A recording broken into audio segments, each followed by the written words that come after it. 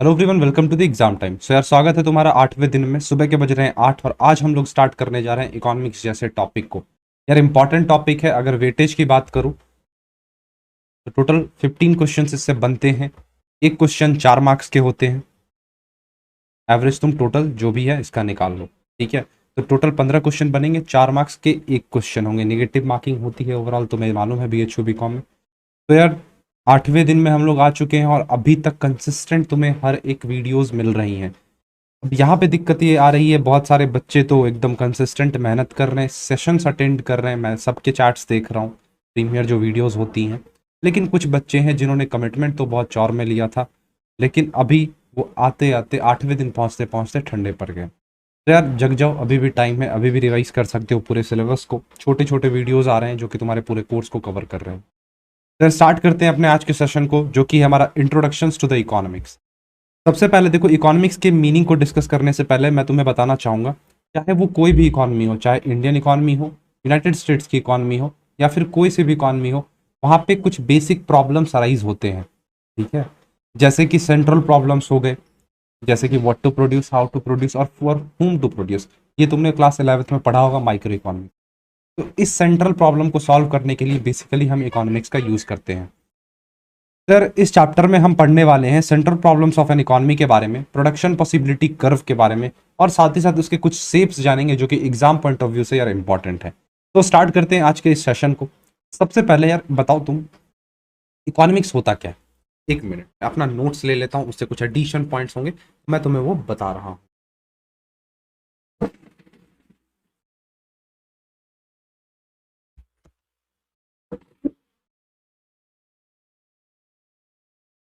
तो यार सबसे पहले मैं तुमसे बात करना चाहता हूँ इकोनॉमिक्स के बारे में, फिर इसके बाद मैं बात करूंगा बिजनेस इकोनॉमिक्स के बारे में। दो टर्म्स अलग अलग होते हैं, एक इकोनॉमिक्स है, एक बिजनेस इकोनॉमिक्स है। लेकिन हम बात करें कॉमर्स वाले छात्रों की, तो हमें पढ़ना होता है बिजनेस इकोनॉमिक्स। लेकिन यार हमारे 11th में इकोनॉमिक्स थे, तो बेसिक स्टार्ट करेंगे इकोनॉमिक्स से, लेकिन मीनिंग देखते चलेंगे इकोनॉमिक्स। तो देखो, इकोनॉमिक्स तुम्हें पता होगा कि इकोनॉमिक्स एक सोशल साइंस है, ठीक है। इकोनॉमिक्स एक सोशल साइंस है जो कि किससे रिलेटेड है सर? प्रोडक्शन से रिलेटेड है, डिस्ट्रीब्यूशन से रिलेटेड है, गुड्स के कंजम्पशन से रिलेटेड है। समझ रहे हो ना मेरी बातों को? इसके अंदर हम पढ़ते हैं, इट स्टडीज हाउ इंडिविजुअल, कैसे एक इंडिविजुअल, बिजनेस, गवर्नमेंट या फिर कंट्री वेरियस रिसोर्सेज को एलोकेट करती है अपने ऑप्टिमम यूटिलाइजेशन के लिए। ये सारी बातें हम देखते हैं इकोनॉमिक्स के अंदर। तो बेसिक डेफिनेशन है इकोनॉमिक्स का। तो सिंपली तुम ये कह सकते हो, इकोनॉमिक स्टडी करता है कि कैसे हमें हमारे रिसोर्सेस को एलोकेट करना है होल ओवर द इकोनॉमी। अब यहाँ पे डिसीजन बहुत ही चालाकी से लेना होगा कि किस रिसोर्स को कहाँ एलोकेट करना है, क्योंकि ये चीज तुम्हें मालूम है कि हमारे इकोनॉमी में जो रिसोर्सेस हैं वो बहुत ही लिमिटेड क्वांटिटी में अवेलेबल है। सिंपली कह सकते हो कि स्कैर्स इन द नेचर है। तो ये चीज तुम्हें ध्यान रखकर चलना होगा कि कैसे हमें रिसोर्स को एलोकेट करना। अब इसी के स्टडी को नाम दिया जाता है इकोनॉमिक्स। दो मेजर टर्म्स हमने इसमें देखा है, तुम देखे होगे। एक होता है हमारा माइक्रो इकोनॉमिक्स और एक होता है हमारा मैक्रो इकोनॉमिक्स। ये दो चीजें इसके अंदर हमें कंसिडरेशन में लेकर चलनी होती है, इसके बारे में हम जानेंगे। अब सिंपल अगर तुम्हें बताऊं माइक्रो इकोनॉमिक्स की, तो माइक्रो इकोनॉमिक्स जो होता है वो इंडिविजुअल लेवल पे डील कर रहा होता है, ठीक है। चाहे वो कोई भी व्यक्ति हो, कोई भी कंज्यूमर हो, कोई भी प्रोड्यूसर हो। लेकिन वही बात करूं मैक्रो इकोनॉमिक्स की, तो ध्यान से सुनना, मैक्रो इकोनॉमिक्स में हम होल ओवर द नेशन लेकर चलते हैं, एग्रीगेट देखते हैं, ठीक है। याद रखना, नेशनल इनकम देखते हैं, पूरे रीजन का इनकम देखते हैं, ठीक है। मतलब होल इकट्ठे हम लेकर चल रहे होते हैं। तो माइक्रो और मैक्रो में ये बेसिक डिफरेंस याद रखना। अच्छा, एक चीज और, बिजनेस इकोनॉमिक्स सर क्या होता है? देखो सिंपली बताता हूँ बिजनेस इकोनॉमिक्स क्या है। हमने पढ़ा अभी इकोनॉमिक्स, इकोनॉमिक्स हमने जाना कि एक सोशल साइंस है जिसमें हम ये पढ़ते हैं, हम we studies how we can allocate our resources which are scarce in the nature. लेकिन बिजनेस इकोनॉमिक्स में क्या होता है, जो हमारे थियोरेटिकल नॉलेजेस होते हैं बिजनेस को लेकर, उसे हम प्रैक्टिकली अप्लाई कर रहे होते हैं अपने बिजनेस में, ठीक है। ध्यान से सुनना। अब बिजनेस इकोनॉमिक्स में इंक्लूडेड होते हैं micro economics, not macro economics, ठीक है। बिजनेस इकोनॉमिक्स की एसेंस की बात करूं, एसेंस नहीं बोलूंगा, पार्ट की बात करूं, बिजनेस इकोनॉमिक्स में इन्वॉल्व होता है माइक्रो इकोनॉमिक्स। क्यों सर, माइक्रो क्यों इन्वॉल्व होगा, मैक्रो क्यों नहीं होगा? जब तुम सोच कर देखो, बिजनेस कर रहे हो, तुम अपने बिजनेस के बारे में सोचोगे, ना कि दूसरे के बिजनेस के बारे में सोचोगे। तुम इंडिविजुअल लेवल पे काम करने की सोचोगे। तो इंडिविजुअल लेवल कहां पे होता है? माइक्रो इकोनॉमिक्स में होता है। लेकिन बात करूं whole over the nation, all over the economy, तो वो चीज आती है मैक्रो इकोनॉमिक्स। एक एडिशन तो मैं बताना चाहूंगा कि हम micro economics, sorry business economics को मैनेजेरियल इकोनॉमिक्स के नाम से भी जानते हैं, हो सकता है एग्जाम में पूछ, ठीक है।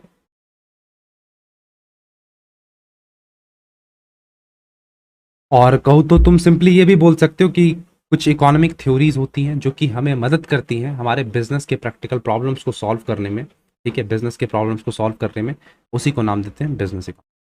अब इकोनॉमिक्स के दो ब्रांचेस होते हैं सर, माइक्रो इकोनॉमिक्स और एक है हमारा मैक्रो इकोनॉमिक्स। तो माइक्रो इकोनॉमिक्स तुम्हें पता है, it deals with the analysis of individual parts in the economy. It concerns factors determining the behaviour of a consumer, the behaviour of a firm, demand for a good, supply of a good, price of a good, quantity of a good and the performance of a market. मतलब यहाँ पे जो भी चीजें होंगी वो individual parts पे हो रही होंगी। बात करूं मैक्रो इकोनॉमिक्स की, तो यहां पे हम डील करते हैं with the analysis of the whole economy, पूरे इकोनॉमी के एनालिसिस के बारे में बात हम करते हैं। अब इसके अंदर एग्रीगेट डिमांड हो जाएगा, मतलब पूरी इकोनॉमी कितना डिमांड कर रही है, यहाँ इंडिविजुअल लेवल पे बात नहीं हो रही। एग्रीगेट सप्लाई कितनी हो रही है, नेशनल इनकम क्या है, ठीक है। ये चीज सिंपल याद रखो कि जो माइक्रो इकोनॉमिक्स होता है वो इंडिविजुअल लेवल के प्रॉब्लम्स को सॉल्व करने में मदद करता है, मैक्रो इकोनॉमिक्स होल, ठीक है, बिग पिक्चर है, कंसिडर हम ये करते हैं। अब इकोनॉमिक्स होते हैं दो टाइप्स के सर, एक होता है पॉजिटिव इकोनॉमिक्स, एक होता है नॉर्मेटिव इकोनॉमिक्स। एक टर्म मैं तुम्हें बताना चाहूंगा, अगर तुम बता सकते हो पॉजिटिव और नॉर्मेटिव इकोनॉमिक्स से रिलेटेड तो जरूर बताना। अभी फिलहाल मैं तुम्हें एक बता दे रहा हूँ टर्म, ठीक है। ये चीज तुमने सुना होगा कि पॉजिटिव इकोनॉमिक्स में होता है व्हाट इज, एक मिनट,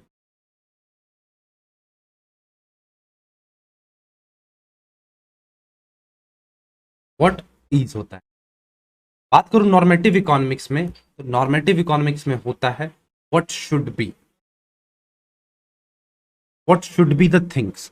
तो यहां पे लिख दे रहा हूं,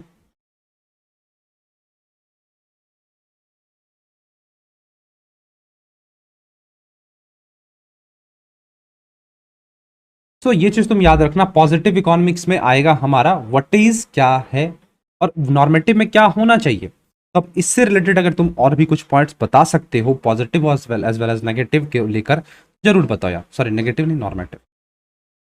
अब कुछ बेसिक प्रॉब्लम होती हैं जो कि हर एक इकोनॉमी को फेस करनी पड़ती है, उसके बारे में थोड़ा बहुत हम चर्चा यहाँ पे कर लेते हैं। जैसे कि तीन बेसिक प्रॉब्लम्स होती हैं, बेसिक प्रॉब्लम्स नहीं बोलूंगा, कुछ पॉइंट्स मैं बता देता हूँ कि हमारे वांट्स जो होते हैं वो अनलिमिटेड होते हैं, एक सेटिस्फाई हुआ नहीं कि हमारा दूसरा वांट पहले से ही रेडी रहता है, ठीक है। अब तुम्हें मालूम होगा ये बेसिक फैक्ट है हमारे हम ह्यूमंस के लाइफ का। अब जो हमारे रिसोर्सेस होते हैं वो लिमिटेड इन द नेचर होते हैं यार। अब तुम्हें भी मालूम है पैसे तुम्हारे पास लिमिटेड है, अब तुम्हें ये प्रॉपरली वाइजली डिसाइड करना होगा कि तुम उन पैसे को कहाँ एलोकेट करने वाले।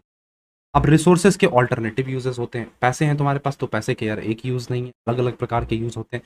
तो ये तीन बेसिक टर्म्स है, ठीक है, मतलब तुम समझ सकते हो। वॉन्ट्स जो है हमारे अनलिमिटेड है, रिसोर्स लिमिटेड है, और रिसोर्सेज के ऑल्टरनेटिव यूजेस हैं। तो आगे बढ़ते हैं, कौन से तीन बेसिक प्रॉब्लम्स है सर बता दो। पहला है व्हाट टू प्रोड्यूस, दूसरा है हाउ टू प्रोड्यूस, तीसरा है फॉर whom टू प्रोड्यूस। तो इन तीनों को हमें समझना होगा। पहला है what to produce, what to produce से मतलब है यहाँ पे डिसीजन लिया जाता है कि आप किस टाइप के गुड्स यार प्रोड्यूस कर रहे हो। क्या आप कंज्यूमर गुड्स प्रोड्यूस कर रहे हो या फिर डिफेंस गुड प्रोड्यूस कर रहे हो। जस्ट एग्जाम्पल, ठीक है। देखो इकोनॉमी को चूज करना पड़ता है कि आप कैपिटल गुड्स प्रोड्यूस करोगे। अब कैपिटल गुड्स सर क्या क्या हो गए, ध्यान से सुनना, मशीन्स हो गए, टूल्स हो गए, ये से। और सिविल गुड्स में आपके कपड़े हो गए, घड़ी हो गए, रेडियो हो गए। और कंज्यूमर गुड्स में खाने पीने की चीजें हो गई, बेसिक नीड्स हो गए, ठीक है, बेसिक गुड्स हो गए। और मिलिट्री गुड्स में गोला बारूद हथियार ये सारी चीजें आती हैं। तो आपको यहाँ पे डिसाइड करना होगा कि आप किस टाइप के यार गुड्स प्रोड्यूस करने वाले हो, ठीक है। तो पहला बेसिक प्रॉब्लम ये आता है, किसी भी इकोनॉमी को ये चीजें फेस करनी पड़ती हैं। ऐसा नहीं है कि हमारे भारत में टिपिकल ये प्रॉब्लम है। दूसरा आता है हाउ टू प्रोड्यूस। अब आपने डिसाइड कर लिया चलो यार हमें प्रोड्यूस करना है कैपिटल गुड्स, तो अब दूसरी दिक्कत यहाँ पे ये आती है कि कैसे प्रोड्यूस करें, ठीक है, ध्यान से सुनना, कैसे प्रोड्यूस करें। कैसे प्रोड्यूस करने से यहाँ पे मेरा मतलब है कि किस टाइप के टेक्निक यूज करें। यहाँ पे सिंपली हम जानते हैं दो टाइप के टेक्निक होते हैं, एक होते हैं कैपिटल इंटेंसिव, दूसरा होता है लेबर इंटेंसिव। कैपिटल इंटेंसिव ये है कि जहां पे हम ज्यादा से ज्यादा मशीन्स का यूज करते हैं। लेबर इंटेंसिव वो है जहां ज्यादा से ज्यादा हम मैन पावर का यूज करते हैं, ह्यूमन पावर का यूज करते हैं, इट मीन्स लेबर्स का यूज करते हैं। तो यहाँ पे आपको डिसीजन बहुत ही चालाकी से लेना होगा। क्यों सर चालाकी से क्यों लें? हम सिंपली कैपिटल इंटेंसिव के लिए जाएंगे। यार सोचो, अगर तुम कैपिटल इंटेंसिव के लिए जाते हो तो कहीं ना कहीं तुम एम्प्लॉयमेंट खत्म कर रहे हो।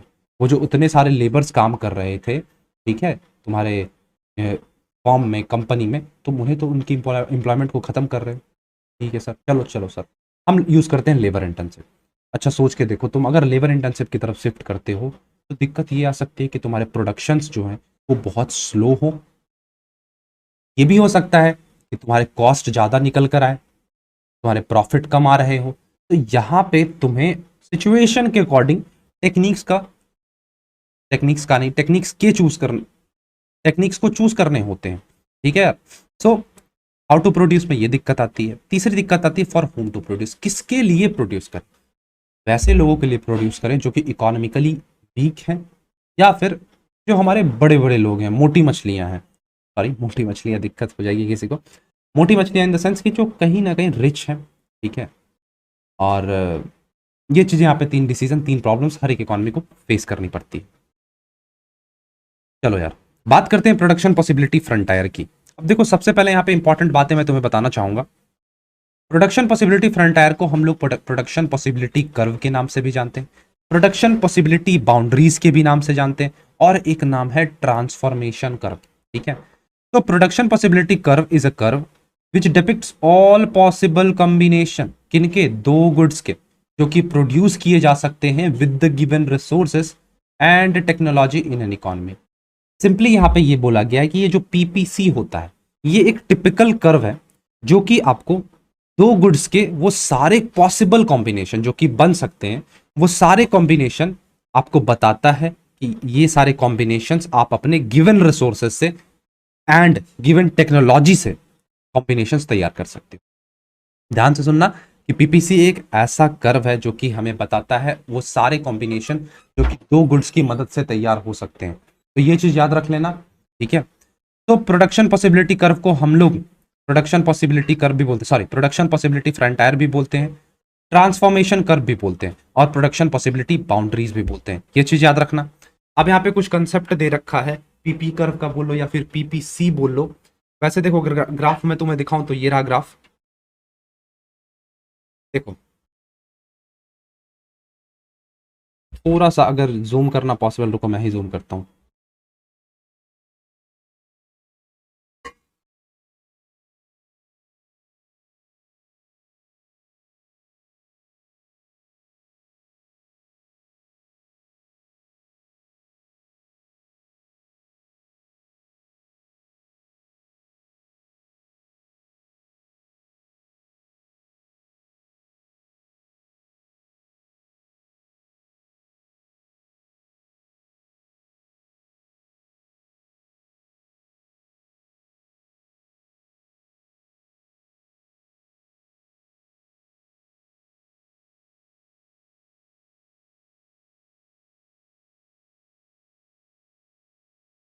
तो देखो, यहाँ पे देखो, ये रहा कर्व हमारा प्रोडक्शन पॉसिबिलिटी कर्व का।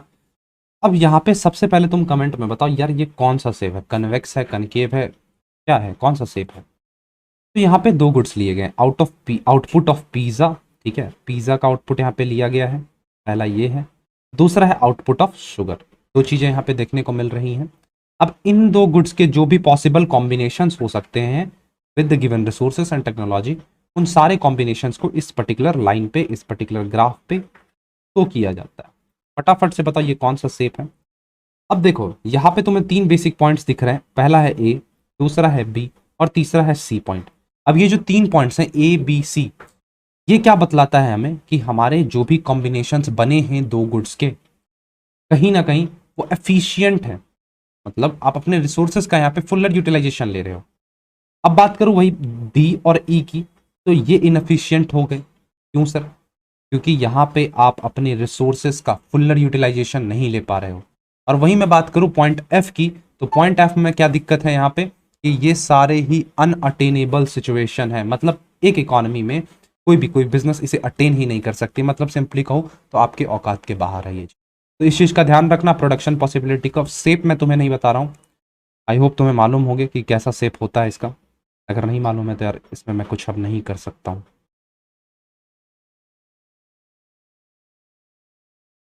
तो देखो, अपॉर्चुनिटी के कंसेप्ट के बारे में हम सबसे पहले यहाँ पे हम बात कर लेते हैं।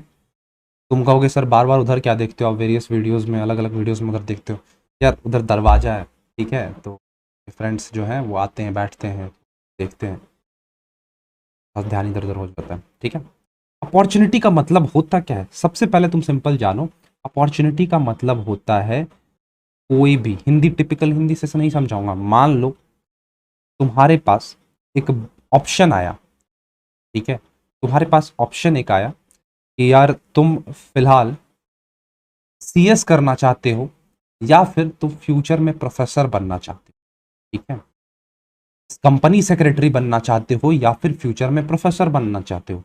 अब तुम्हारा ड्रीम है कंपनी सेक्रेटरी बनना या फिर किसी का ड्रीम है प्रोफेसर बनना। तो यहां पे मैं सीएस की एग्जांपल ले रहा हूं, तुम्हारा ड्रीम है सीएस बनना, लेकिन तुमने क्या किया यहां पे, सीएस को फॉरगॉन किया, ठीक है, सीएस को फॉरगॉन किया मतलब तुम सीएस को तुमने चूज नहीं किया, तुमने प्रोफेशन को चूज किया, सॉरी प्रोफेसर को चूज किया। सर क्यों प्रोफेसर को, क्योंकि हो सकते हैं कुछ फाइनेंशियल प्रॉब्लम में, कुछ दिक्कतें हो तुम्हारी फैमिली में पैसे को लेकर, या फिर कुछ और भी रीजंस हो सकते हैं जिसकी वजह से तुम फिलहाल सीएस परस्यू नहीं कर सकते हो।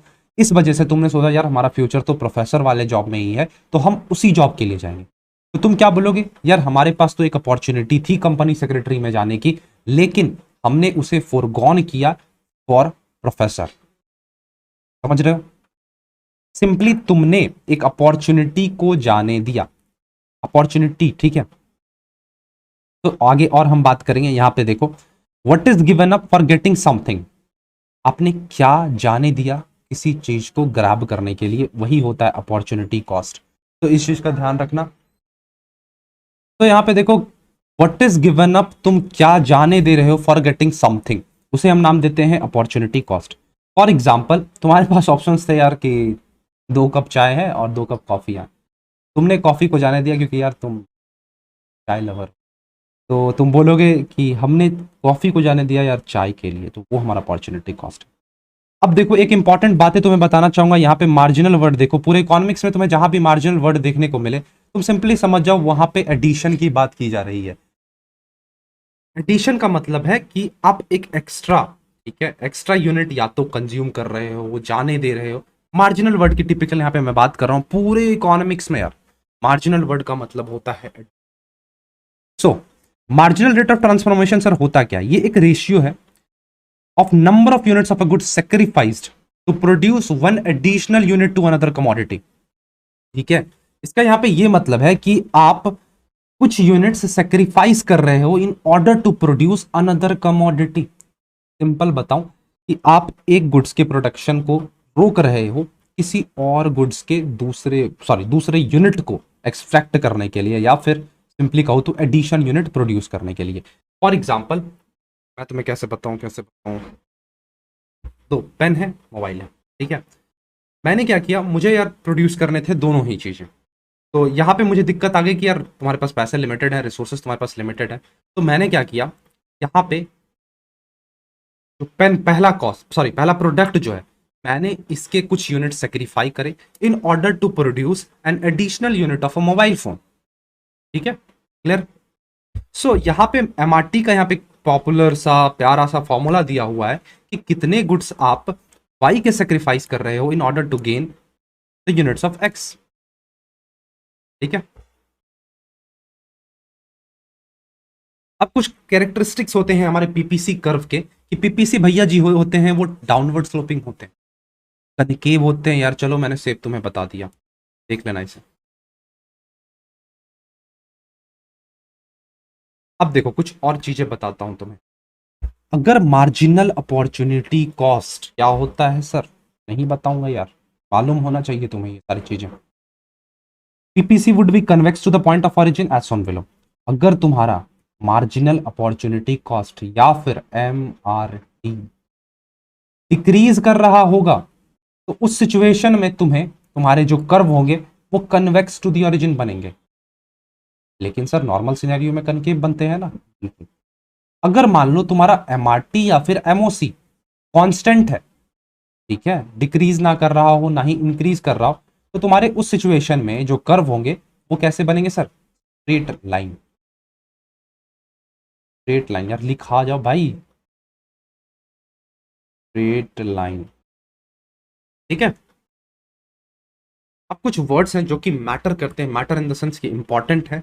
जैसे कि सर इकोनॉमी क्या होता है, इकोनॉमिक्स क्या होता है, इकोनॉमिक प्रॉब्लम्स क्या होते हैं, स्कैरसिटीज क्या होती हैं, इकोनॉमिक रिसोर्सेज क्या होते हैं, सेंट्रल प्रॉब्लम, मतलब जो भी चीज़ें मैंने तुम्हें पढ़ाई बेसिक से तुम इन्हें देख सकते हो। यार छोटा सा प्यारा लेक्चर मैंने आज रखा। सर इतना छोटा क्यों सर? क्योंकि यार स्टार्ट कर रहा हूँ, थोड़ा सा स्लो रखूंगा। नेक्स्ट डे से वेरियस टॉपिक्स को हम एक वीडियो के अंदर कवर कर रहे होंगे। सर मिलते हैं शाम 4 बजे अपने नेक्स्ट टॉपिक के साथ। तब तक के लिए यार धन्यवाद।